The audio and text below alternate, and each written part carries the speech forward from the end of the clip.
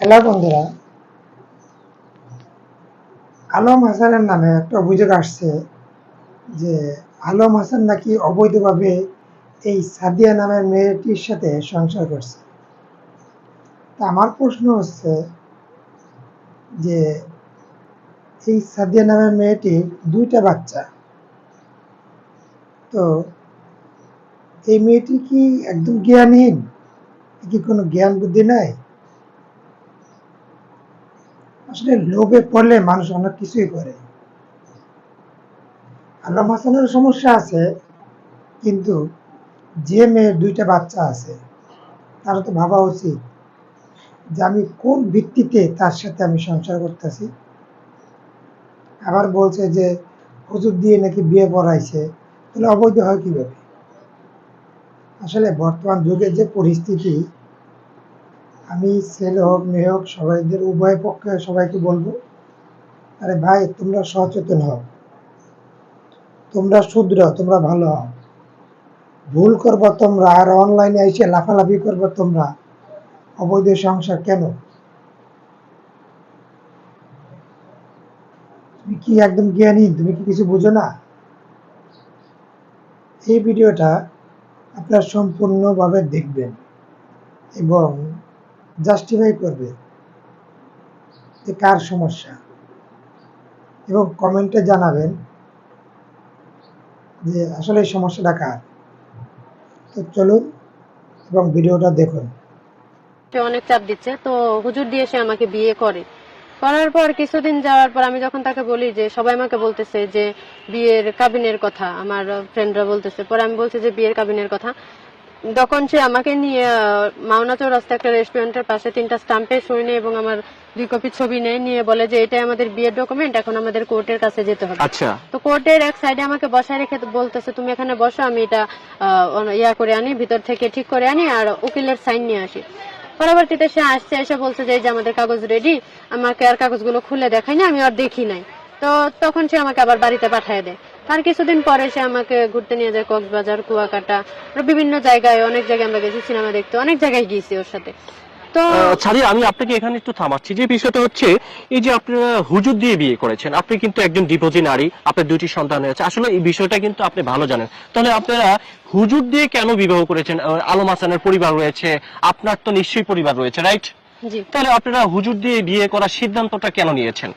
আসলে চরম তো একটি ভুল করেছেন আপনি। হ্যাঁ, আমার আগে যখন বিয়ে হয়েছিল, আমার কম বয়সে বিয়ে হওয়ার কারণে কাবিন ছিল না। তো কাবিন সম্পর্কে আমার ধারণাও ছিল না। সে আমাকে যেভাবে বুঝাইছে যে এটা আমাদের কাবিন নামা, আমি তো সেভাবেই বুঝতে করছি যে হ্যাঁ সত্যি সে আমাকে কাবিন নামা দিছে কিংবা আমার সাথে কাবিন হয়েছে। কিন্তু এই কাবিন নিয়েও সে আমার সাথে জালিয়াতি করছে যে এটা কাবিন নামা। মানে আপনাকে হচ্ছে কি একটি জালিয়াতি, মানে যেটা বলছেন যে একটি ফলস কাগজ দিয়েছে। জি, আচ্ছা, এই ফলস কাগজটা আপনাকে কতদিন আগে দিয়েছিল? সে এই কাগজটা আমাকে দিয়েছে 14 এপ্রিল। 14 এপ্রিল দিয়েছিল। আচ্ছা, আমরা দেখছি যে আপনি আলম হাসানের বাড়িতে আপনার স্ত্রীর দাবিতে অনশন করতেছিলেন।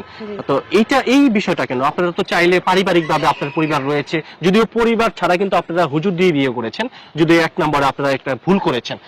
আলম হাসানও ভুল করেছে, আপনার সবচেয়ে থেকে যদি একজন নারী, আপনি বড় ভুল করেছেন, কারণ সে পুরুষ মানুষ, আপনি হচ্ছেন নারী মানুষ।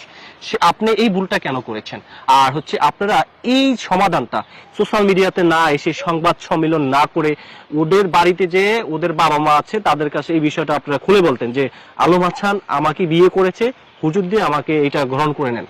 তো এটা করলেন না কেন? আমি অবশ্যই তার এলাকায় গেছিলাম, আমি তার এলাকায় গিয়ে আমি এটা বলছি সবাইকে, তো সবাই মানলেও আলম হাসান মানে নাই। এটা আমি ওর এলাকায় গেছি দেখে সে আমার এলাকায়, আগেও আমার এলাকায় গেছে, পরবর্তীতে আমি তার এলাকায় গেছি। যাওয়ার পর সে এলাকায় কেন গেছি, মান সম্মান কেন নষ্ট হয়েছে তার জন্য সে আমার নামে সোশ্যাল মিডিয়াতে বিভিন্ন ভিডিও ছাড়ছে, সেটা হয়তো আপনারা দেখছেন। হ্যাঁ, আমরা দেখেছি। কিন্তু সে বলতেছে তার কাছ থেকে আমি 2.5 লক্ষ 2 লক্ষ টাকা নিছি। এই ভিডিওগুলো আমি ওর এলাকায় যাওয়ার আগে ছাড়তো, তাহলে বুঝতাম যে হ্যাঁ সত্যি আমি দোষী। দর্শকরা এটাই হয়তো বুঝবে আচ্ছা, যে আচ্ছা, আমি যদি ভুল না করি, আপনার গত 2 থেকে 3 মাস আগে একটি ভিডিও প্রকাশ হয়েছিল, যেটা হচ্ছে আপনার মা অনেক বিশ্রী ভাবে আলম হাসানকে গালাগালি করতেছিল, বাট হচ্ছে আলম হাসানের ক্যামেরা ভেঙে দিয়েছে, এই টাকার একটা ইস্যু ছিল। আসলে আপনারা কি 2 থেকে 2.5 লক্ষ টাকা আলম হাসানের কাছ থেকে প্রতারণা করে নিয়েছেন কিনা, এটা আসলে কতটুকু সত্য? আপনি নিশ্চয়ই বিষয়টা বুঝতে পেরেছেন। জি অবশ্যই, এটা পুরোপুরি মিথ্যা। আমার বাবা মা তাকে ভালোভাবে চিনতো না, জানতো না। এবং সে যে বাড়িটা দেখাইছে আমার এলাকায় গিয়ে, যে বাড়িটা দেখাইছে, যে এই বাড়ি দেখিয়ে আমার কাছ থেকে 2-2.5 লক্ষ টাকা আনছে, যে বাড়ির কাজ চলতেছে। কিন্তু এই বাড়িটা আরো 2 থেকে 3 বছর আগে বাড়িটা কমপ্লিট হয়ে গেছে। তাহলে ওই বাড়ি দেখায় কিভাবে টাকা আনে? ওইটা তো সম্ভব না। অবশ্য বাড়ির কাজ যদি চলে থাকে তাহলে এই বাড়িটা না। তা সে একদম শিওর হয়ে বলছে যে এই বাড়িটা, তো এই বাড়ির কাজ তো অনেক আগে শেষ হয়ে গেছে। ওর কাছ থেকে কোনো টাকা আমার বাবা মা নেয়নি। হ্যাঁ, সে আমাকে দিছে, একটু ক্যামেরাটাকে এদিক ঘোরেন। হ্যাঁ হ্যাঁ, সে আমাকে দিছে যে মণিপুর যখন বাসা ভাড়া নিয়ে দিছে, সে আমাকে খাবার খরচ, আবার বাসা ভাড়া জিনিস সবকিছুই সে আমাকে টাকা পাঠাইছে। সে যেহেতু কন্টেন্ট ক্রিয়েটর, বিভিন্ন সময় সে বাহিরে থাকে, তো সে আমাকে বিভিন্ন সময় টাকাটা পাঠিয়ে দিছে ফোনে।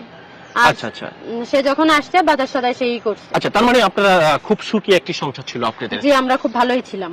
এই যে ভালো থাকার ভিতরে এই হঠাৎ করে মানে আসলে ওই দিন সে 28শে সেপ্টেম্বর ছিল, সে বাসায় আসছে এবং তার একটা বন্ধুকে নিয়ে আসছিল। বন্ধুর বাসা সম্ভবত মণিপুর, আমি সঠিকটা জানি না। ও আচ্ছা। বন্ধুকে নিয়ে গেছে, তো বন্ধুকে বাহিরে দাঁড়া করে রেখে আমাকে মানে অনেক কিছু বলতেছে, যে মানে বিভিন্ন ভাবে কথা বলতে, তুমি বাড়িতে চলে যাবা, এই মুহূর্তে বাড়িতে চলে যাবা, এখানে রাখা সম্ভব হচ্ছে না। আমি বলতেছি আমি আমার বাড়িতে কেন যাবে, আমি ওখান থেকে চলে আসছি আমার মা বাবাকে না বলে, আমি তোমার বাড়িতে যাব। এই যে এতটুকু বিষয় নিয়ে তার সাথে আমার একটা ঝামেলা হয়। এক পর্যায়ে আমি তার হেলমেট এবং ক্যামেরাটা রেখে দিছিলাম, পরবর্তীতে আবার তাকে দিয়ে দিই, যে আমাকে বলতেছে আমার একটা ভিডিও করার আছে, আচ্ছা, তুমি ইয়া করো। আর সে তার ভিডিওটা ছিল এটা, যে আরেকটা মেয়ে নাম সাদিয়া, তার একটা লাইভ ছিল সম্ভবত ওই দিন। আচ্ছা আচ্ছা ওর পেজে ওই ভিডিওটা আছে। তো সাদিয়া, আপনার কাছে যে প্রশ্নটা, এখন আপনি মূলত কি চাচ্ছেন আলম হাসানের বিরুদ্ধে? আমি আলম হাসানের বিরুদ্ধে কিছুই চাইছি না, কারণ ও আমার শত্রু না, সে আমার হাজবেন্ড। কোনো নারী চাইবে না যে তার হাজবেন্ডের কোনো ক্ষতি হোক। আমি আইনগতভাবে অবশ্যই ব্যবস্থা নিয়েছি, তো আইন যা করে তাই। আর সে যদি আমাকে গ্রহণ করে তাহলে আমি হয়তো একটা কিছু করতে পারি, আর যদি সে গ্রহণ না করে আমার আর কোনো টাকা পয়সা, কোনো দাবি তার কাছে কিছু নেই। সে কোনো প্রমাণ দিতেও পারবে না যে আমি তার কাছ থেকে টাকা আত্মসাৎ করার জন্য এসব করছি কিংবা টাকা চাইছি।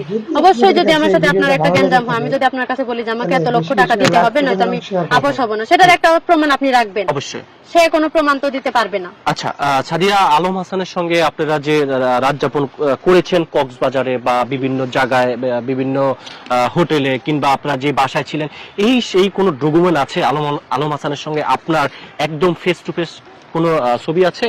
ওর সাথে আমার ছবিগুলো ছিল, সে ডিলিট করছে, একটা ছবি এখন আছে। আর মণিপুর যে আমরা বাসা ভাড়া নিয়ে থাকছি, আপনারা ওখানে গিয়ে খোঁজ নিয়ে দেখেন যে এটা সত্যি না মিথ্যা। যদি মিথ্যা হয় অবশ্যই এই এলাকার মানুষ বলবে যে মিথ্যা ছিল না, আর যদি সত্যি হয় সেটাও বলবে। আর কক্সবাজার আমরা হোটেল সিকিং এ ছিলাম, 2 বার গিয়েছি, 2 বারই হোটেল সিকিং এ। আচ্ছা, আর হচ্ছে কি আপনারা যে বিয়ে করেছেন সেটার কোনো একটা ডকুমেন্ট থাকে, সেই ডকুমেন্ট কি আছে আপনার কাছে? না, সে কোনো ডকুমেন্ট আমার কাছে নেই। সে আমাকে বললামই তো যে প্রতারণা করে কাগজগুলো সে নিয়ে গেছে, কিন্তু তার সাথে যে আমার কথা হয়েছে বিভিন্ন চ্যাট লিস্ট, ওইগুলো আমার কাছে আছে, স্ক্রিনশট আমি দিয়ে দিয়েছি। দর্শক, আমরা ভিডিওটা শেষ করছি। আসলে ছাদিয়া আমাদের কাছে অনেকক্ষণ আগে এসেছেন, আমরা আসলে ছাদিয়াকে ছেড়ে দিতে চাচ্ছিলাম, যে তার গন্তব্য সে চলে যাবে। তো দর্শক, আমরা ভিডিওটা শেষ করছি। পরবর্তী ভিডিও নিয়ে আপনাদের সামনে আমি আরিফ হায়দার আবারও হাজির হবো। আসসালাম।